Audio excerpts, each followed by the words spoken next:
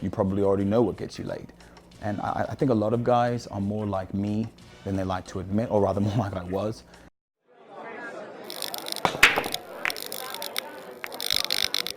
And when I say that, I mean there was a time that I had 4 women that I was getting it from weekly, on a weekly basis, and I still was looking for more. So the issue wasn't the quality or quantity, the issue was I was constantly on the lookout for new women, for new sex, because I was unsatisfied with me. Actually, a woman that I used to date said to me, she said, "Callie, and the reason I had such a hard time dating you was because you looked like you just got coming out the pockets." And she was right. I never had less than 3 women on hand. But what if you're not that guy? What if, who has women throwing themselves at him? What if you're not the guy who's just naturally good at talking to women? What if you're not the guy who has multiple women in line waiting? And I'm not making fun, we've got to be honest about where you are here so we can tackle this question properly. Maybe you're the guy who gets sex, but you want better quality of women.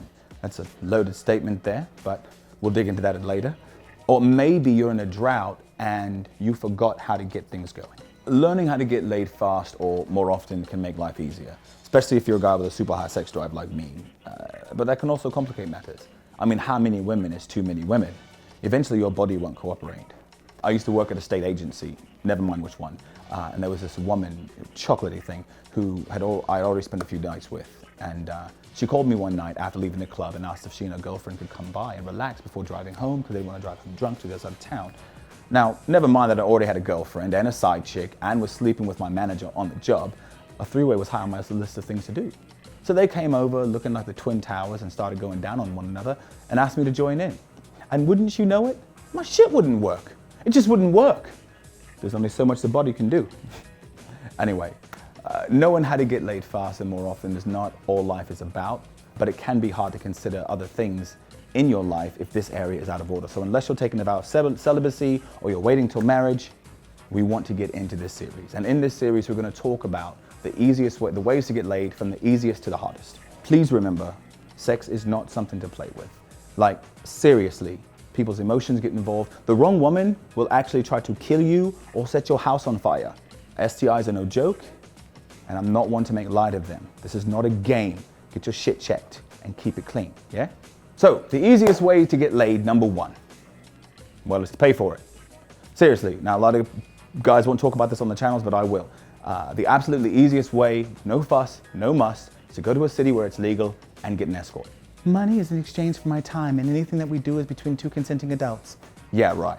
But seriously, if you're a guy who thinks that he doesn't want to put the time and effort into talking to a woman or going on a date, you don't want to try to make her chase you or shit test her or fake it till you make it. If you just want to get it and get it done, that's absolutely your best option, paying for it. Either way, you're going to pay for it, so you might as well take the most effective avenue. The benefits of this? Well, she's a purveyor of the world's oldest profession who knows exactly what she's doing. The cons of this is she's a purveyor of the world's oldest profession and knows exactly what she's doing, and God knows how many people she's done it with over the last 24 hours. But you want it quick, you want it now, you want it fast, so there you go. Paying for it is way number 1. I'm not going to waste too much more time on that, although we could, because it's pretty cut and dry. So let's move on to the next one. The next easiest way to get laid constantly is to not hit it and quit it. Phrase made popular, at least in my generation, by the wonderful Sir Mix-a-Lot. Baby got back. Some punks like to hit it and quit it, but I'd rather stay and play. It simply means that you get some and you drop the girl immediately. Too many guys do this, and they get it, and then they complain that they aren't getting any. And really what they've done is they've put themselves into a self-inflicted drought of no sex. The girl was fine, she was willing to give it to you whenever you wanted it, and you enjoyed it. Why not keep her? That's what the song says, it's cheaper to keep her. I mean, and it's true, especially if you're a guy like I was and you have a rotation and she was down with it. Well, if you can get laid on a consistent basis with the same girl who's hot, why not? Your issue isn't that you can't get laid, your issue is that you don't want what you're getting. Now, there will be some women that you'll have once and you won't want to ever see them again. Everyone's done that, guys do it, girls do it, don't let the women fool you fellas, they do it. That's what Bumble's for. But when you're home and you have a girl you like, don't ghost her. So many guys ruin their sex lives that they have on a regular because they have this really hot girl and they want to chase some new girl who's maybe a 5 or 6. And this is an error in judgment because you want new, better. It's better to invite the 7 or 8 who's already willing and open to come by than risking extra time and effort on a new one. Ghosting consistently good is, I think, one of the top 5 ways to block your own chances of getting more sex. If you have one girl giving you sex on a daily basis and doing it well, why would you worry about it? Or if you've got 3 or 4 girls and you've got a harem, stop being greedy, damn. Look, a good quality woman won't let you get inside of her commitment free for long, even if that was the understanding from the start. For example, there was a woman that was interested in me.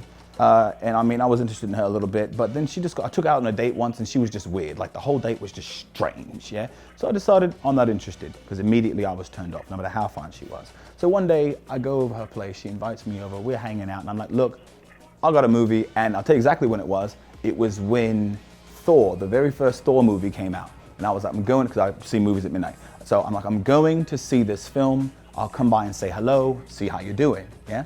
So I come by, I say hello, she says hello. She's in a little nighty thing, looking all light-skinned and caramel and sexy. And then we kiss. But I said to myself, man, if I sleep with this chick, it's gonna get real weird real fast. You gotta know the ones that you can sleep with and the ones that you can't. So I knew if I slept with her, it was gonna get real weird if I had sex with her. I left.